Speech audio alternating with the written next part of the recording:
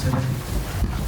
The relentless Israeli campaign to destroy Safriyata happens in the West Bank every single day across the entire territory, including in East Jerusalem, and even inside Israel, in the Negev, against the Bedouin population.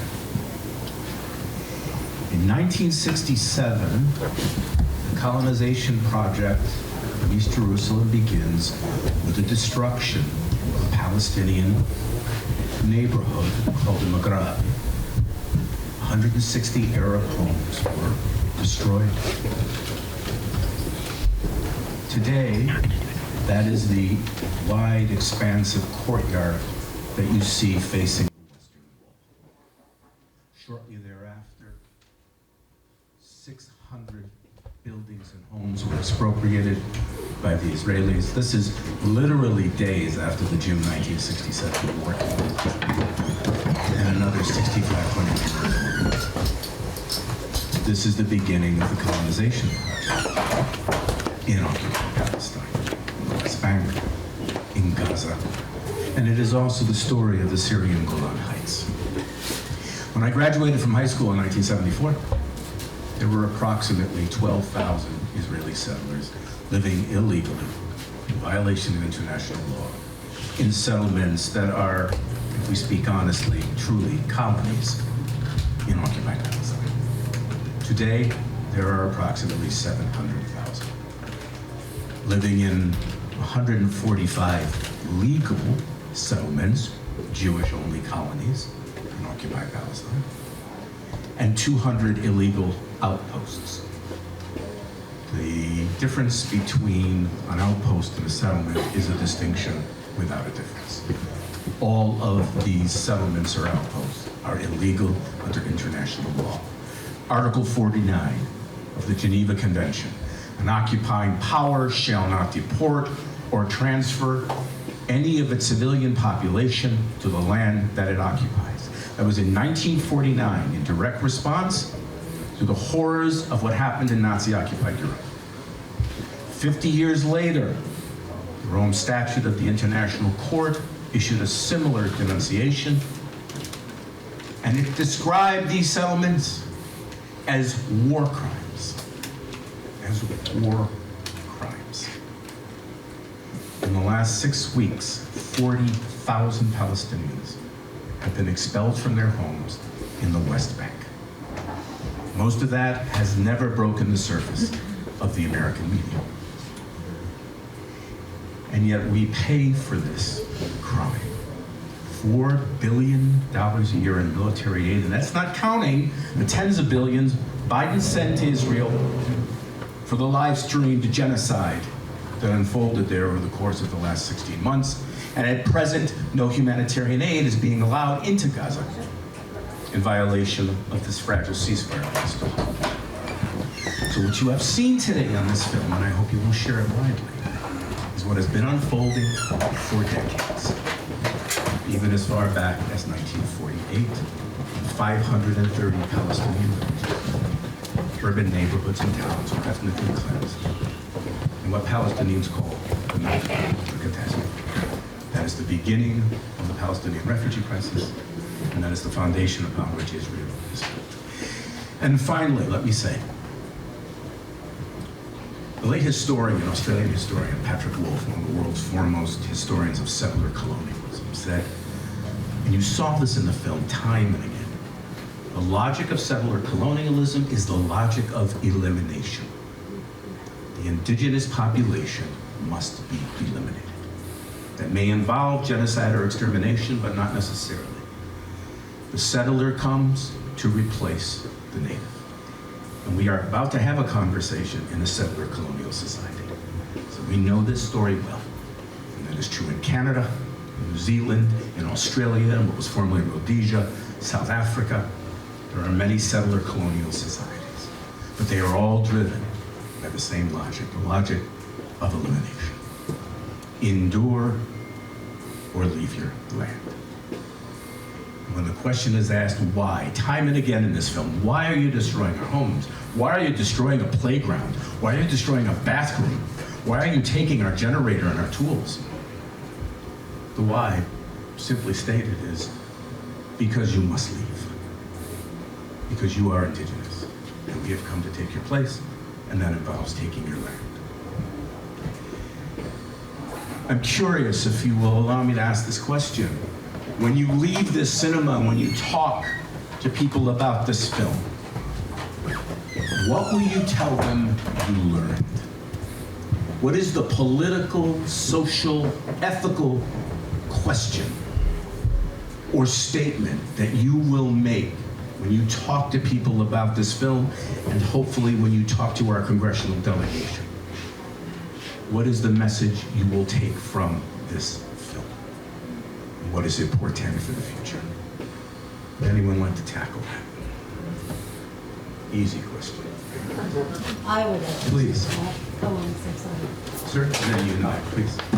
I would say resistance is justified, up to and including armed resistance.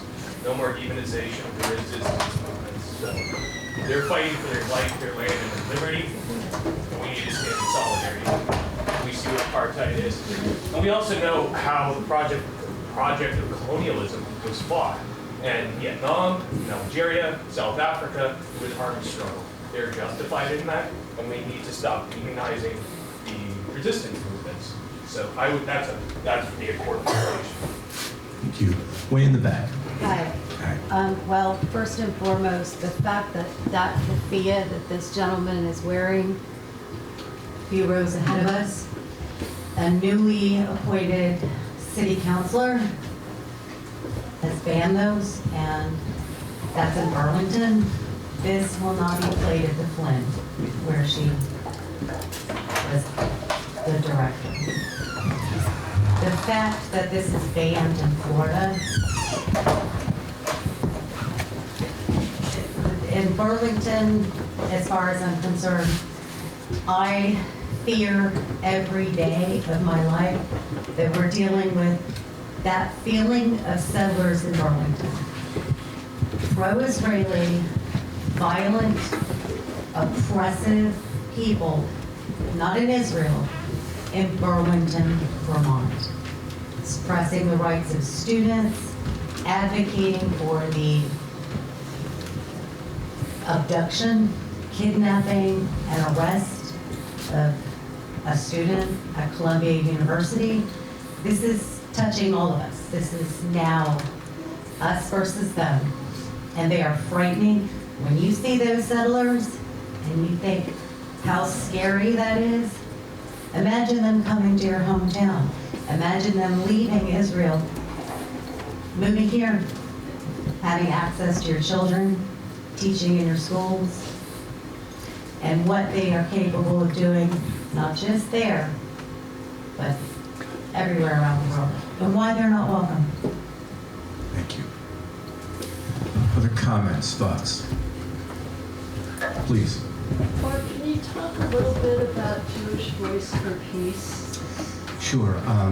Jewish Voice for Peace is a national organization, the largest Jewish-led, Jewish membership organization, anti-Zionist organization in the world. It has a chapter here called JVP, Vermont, New Hampshire. Most of my organizational work today is done in collaboration with JVP, Vermont, New Hampshire. Before that, Vermonters for Justice in Palestine. And JVP is very active here in central Vermont and also in New Hampshire, and we are always looking for recruits. We are always looking for people who want to contribute some time and energy. And if you don't have a lot of time to give, we can still find a way to put your commitment to good work. I've been involved in this campaign since 1982. And I won't bore you with how I actually got there. But everything is worse in every conceivable way.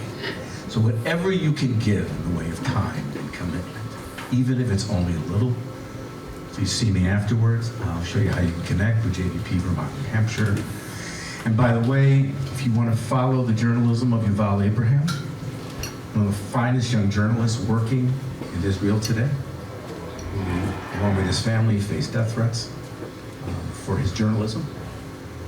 go to 972, plus 972. It's an independent media portal. It's a collaboration between Israeli and Palestinian journalists. It's well worth your time. But for getting involved here locally with JPP, please see me afterwards, and we can certainly use you. Other thoughts, please, comments? Eric? I think we know the settler mentality very well in this country. I discovered that I know that I and my ancestors were settlers here. I didn't learn very much about what these settlers did in school when I was in school. But I learned more about it. And I think we need to really work on the settler mentality that is in our lives in our country.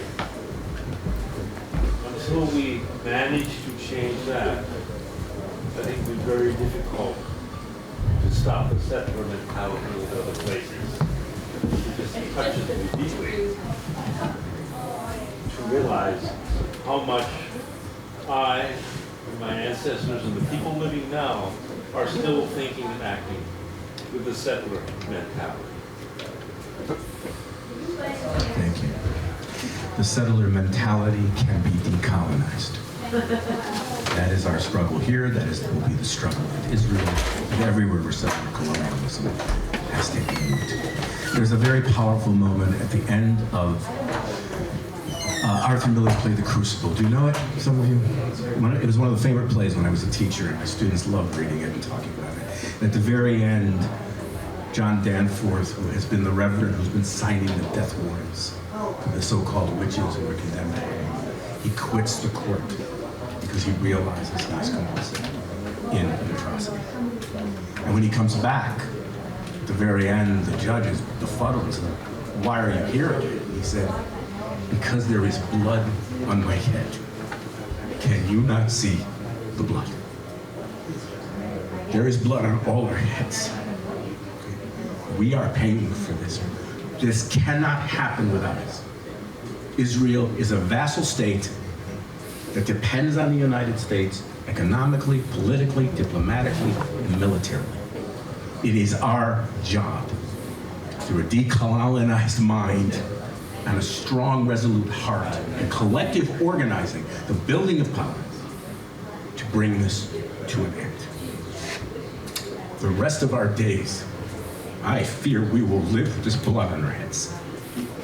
And I am waiting for the day when my granddaughter or grandson comes to me and says, "What did you know? What did you do?" And that is a conversation we will need to have. And we will need to have an answer.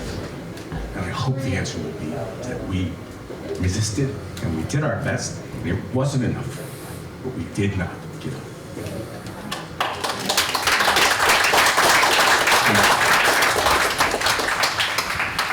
Hi, I just have a quick question. I'm curious about who is financially benefiting from this screening today. Who's benefiting? Yes, financially. I know it's a small crowd, but I'm still curious about it.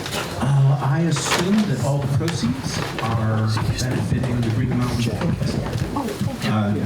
I don't think anyone here is making money off this. But certainly, whatever money there is to be made should go right into the Savoy Theater, which has the courage to show this film, unlike so many theaters in the United States.